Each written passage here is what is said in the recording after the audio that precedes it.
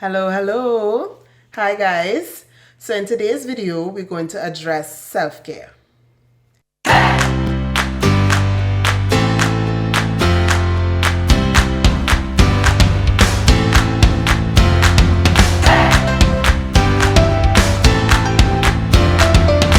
So guys, today I want to do a short devotional on something that I read in 1 Samuel chapter 25. Now we're dealing with self-care, and remember I said that we're going to deal with every aspect of self-care. So I really want to touch on this particular chapter because it highlighted a woman. This is not a feminist platform, I'm just saying, but I'm just really happy that this woman was beautiful and intelligent at the same time. So, Abigail, in this story here, had a husband whose name was Nabal. He was very rich, but he was not the smartest tool in the kit. So, this story is basically about David, Nabal, and Abigail. So, David and his men took care of Nabal's servants and his herdsmen, and then when it was time for Nabal to return the favor, he basically said, "Who is this David? Who is this son of Jesse?" This is verse 10 of chapter 25. Why should I take my bread and water and the meat I have slaughtered for my sharers and give it to men coming from who knows where? Now that ticked David off. So David said, David's men turned around and went back. When they arrived, they reported every word. David said to his men, "Each of you strap on your swords." So they did, and David strapped on his as well. About 400 men went with David, while 200 stayed back with the supplies. So David jacked up the whole army and was headed for Nabal's house. Abigail now.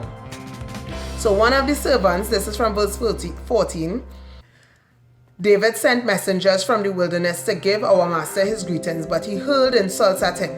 Yet these men were very good to us. They did not mistreat us, and the whole time we were out in the fields near them, nothing was missing. So verse 18 says, Abigail acted quickly. Now this is the part that really tickled me. Abigail acted quickly. She took 200 loaves of bread, 2 skins of wine, 5 dressed sheep, 5 shares. That's like my Bible says here. This is the NIV version. It says that's about 60 pounds or 27 kilograms. So 5 shares of roasted grain, 100 cakes of raisins, and 200 cakes of pressed figs. Clearly she had a bakery. And loaded them on a donkey. Then she told her servants, "Go on ahead, I'll follow you." But she did not tell her husband Nabal.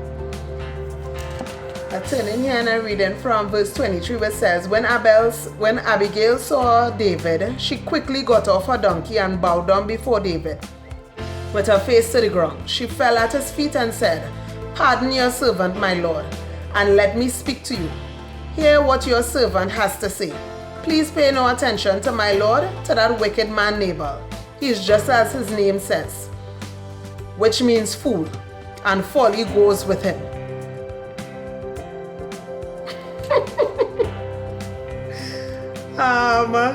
Continuing to read, verse 26 says, "Now my lord, as surely as the Lord God lives, and as you live, since the Lord has kept you from bloodshed and from avenging yourself with your own hands, may your enemies and all who are intent on harming my lord be like Nabal.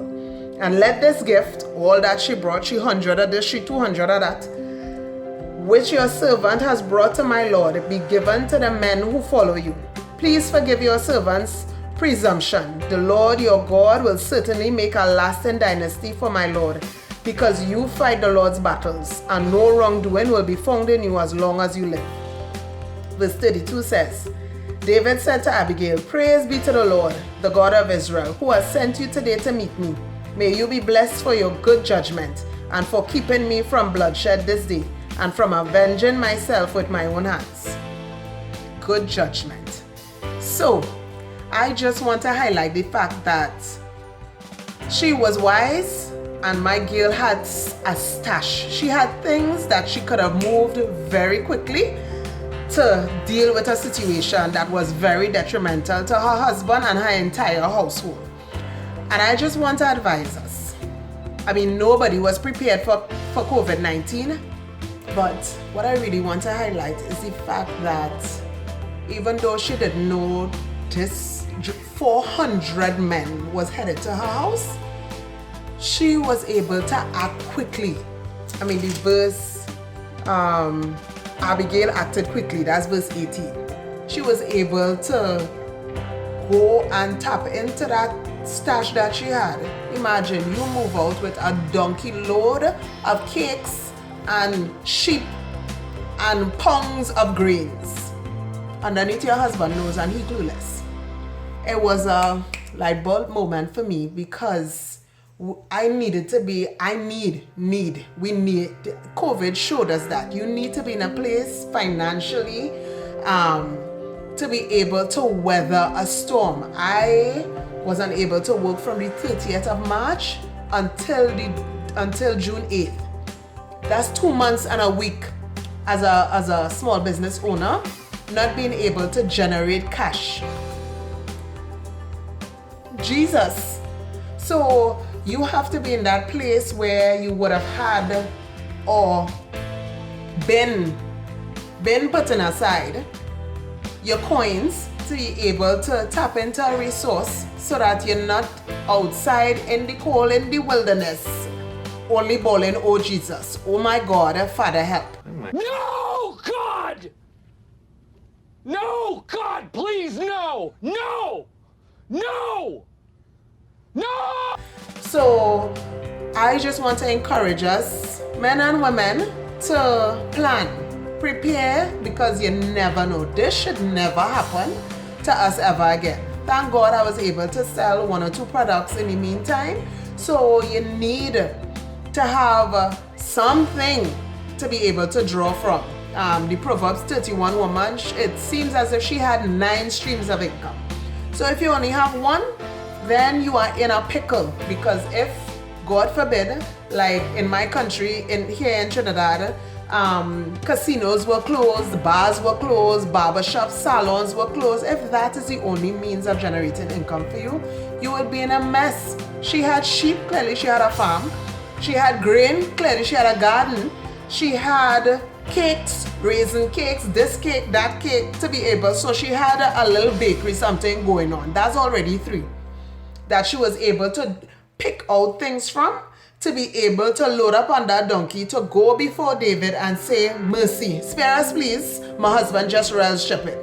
So I just want to encourage us in terms of self-care, in order to be able to maintain your mental health and not go into depression, not to be overwhelmed by the situation, because COVID has been overwhelming. I mean, when you think about the amount of people that lost their lives, people that lost their income, it was overwhelming. And to be able to have a steady head and to sustain your livelihood, you have to prepare in advance. So I just want to encourage us today for these few minutes just to plan, prepare, and even going forward. We're in June and there's 6 months ahead of us. Figure out a plan, figure out something, get some ball rolling and take risks. That woman risked her life. I mean, she didn't know what the result was going to be, but she had a plan. Listen, I am going to go before David and I am going to lay the cards on the table, but I'm coming with something. She had something to offer. What are you offering? What do you have to lay on the table that will help protect your family, protect your children, protect your business for calamity, in case a David decides that, you know what, I'm not listening, or okay, she brought this and I will give her a hearing. So I just want to encourage us today to be wise, to plan, be intentional about what you do. Please save, even if it's 10 cents out of $1, save it.